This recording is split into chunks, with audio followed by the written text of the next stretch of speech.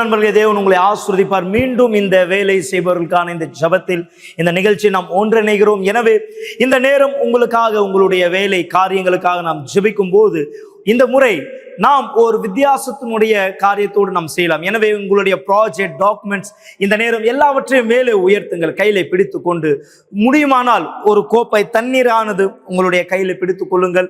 இந்த நேரம் தேவனை நோக்கி நாம் இந்த ஒரு ஜெபத்தை செய்ய போகிறோம். என்ன விதமான ஜெபம்? ஆண்டவரே, வேற யாரும் எங்களுக்கு உதவி இல்லை, இதோ இந்த வாரம் நீர் எங்களுடைய காரியங்களை பூர்த்தியாக்கும்.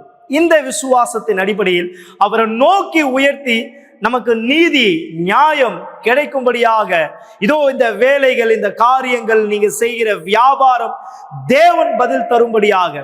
எனவே நாம் இந்த நேரம் ஜெபிக்கலாம். கண்களை மூடுங்கள். உங்களுடைய டாக்குமெண்ட்ஸ்களை மேலே உயர்த்துங்கள். ஜெபிக்கும் பொழுது பலனை, தைரியம், விசுவாசம், சமாதானத்தை மற்றும் நாம் நேர்மையாய் எதை அவரிடத்தில் கேட்கிறோமோ அதை பெற்றுக்கொள்கிறோம். இந்த தருணத்தின் வாய்ப்பை பெற்றுக்கொண்டு கண்களை மூடி தேவன் மேலாக உங்கள் எண்ணங்களை உயர்த்துங்கள். இதுவே ஜெபம் செய்ய வேண்டிய நேரம்.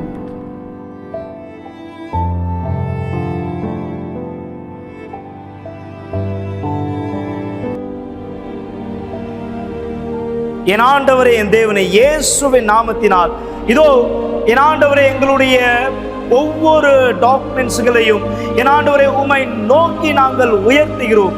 காரணம், நாங்கள் உம்மை மட்டுமே நம்பி இருக்கிறோம். தேவனே, உம்முடைய உதவியை நாங்கள் இந்த இடத்தில் எதிர்பார்க்கிறோம்.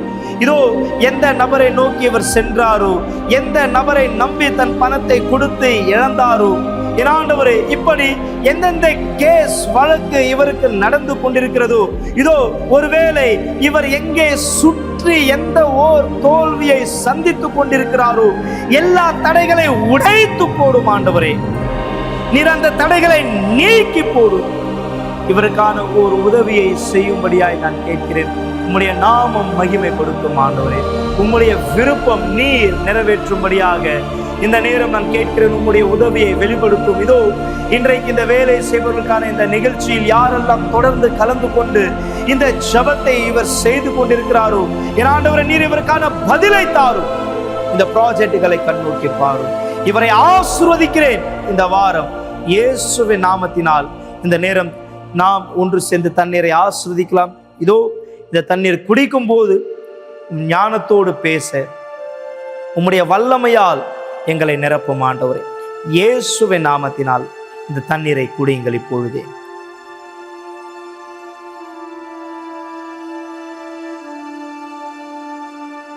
என் தேவன், இதுதான் எங்களுடைய விசுவாசம்.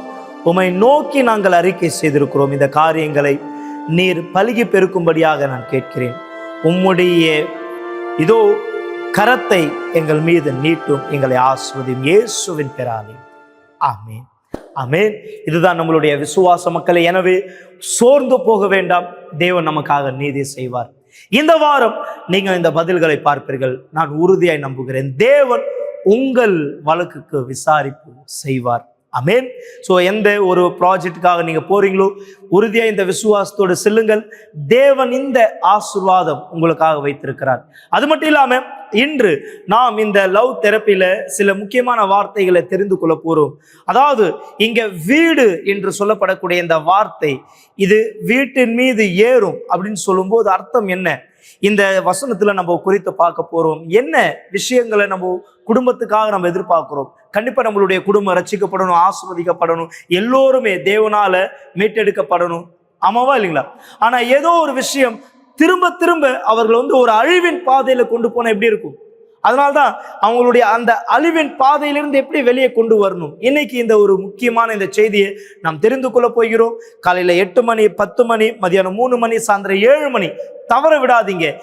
ஏன் இந்த வார்த்தை நான் உங்களுக்காக படிக்கிறேன் பாருங்க. இங்கே சொல்லப்படுது யோவேல் 2வது அதிகாரத்துல 9வது வசனம்.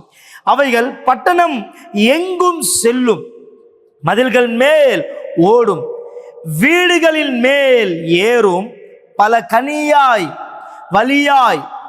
வழியாய் திருடனை போல உள்ளே நுழையும். நல்லா சிந்திச்சு பாருங்க. என்னது அந்த எல்லா பட்சிக்கிற புழு அந்த அளவுக்கு ஒரு சேதத்தை ஏற்படுத்தும். காரணம், எப்போ நம்ம தேவனிடத்துல திரும்பலையோ, தேவனை நோக்கி வரலையோ, நாம் சந்திக்கக்கூடிய இந்த அழிவினுடைய அர்த்தம் இதுதான். ஒரு திருடனை போல வரும். எனவே இந்த பட்சித்து போடக்கூடிய இந்த இருளை கண்டிக்கும்படி நீங்க ஆண்டவருடைய பீடத்தின் மேல இன்னும் ஏறலனா இந்த இஸ்ரவேல் சிறப்பு நிகழ்ச்சியில உங்களை இணைத்துக் கொள்ளுங்கள் மக்களே. காரணம், தேவன் புதிய காரியம் உங்களுடைய குடும்பத்திற்காக செய்வார். உறுதியாய் நம்புங்கள். எனவே இன்று நான் உங்களை சந்திக்கிறேன். அது மட்டும் இல்லாம நீங்க யார் எங்களை குறித்து இன்னும் அதிகமா தெரிந்து கொள்ள விரும்புறீங்களோ, எங்களுடைய வெப்சைட்டை நீங்கள் பார்க்கலாம். எங்களுடைய வெப்சைட் ஆனது uckg.in. நீங்கள் இதை பார்க்கலாம். அது மட்டும் இல்லாம எங்களை போன் மூலமா அழைக்க விரும்புறீங்கன்னா 9384638738 இந்த எண்ணை அழைக்கலாம். மேலும் நீங்க வரவேற்கப்படுறீங்க. நம்மளுடைய முகவரியானது 282/681 1000 லைட் அண்ணா சாலை. இன்று நான் உங்களை சந்திக்கிறேன். தேவன் உங்களோடு கூட இருப்பார்.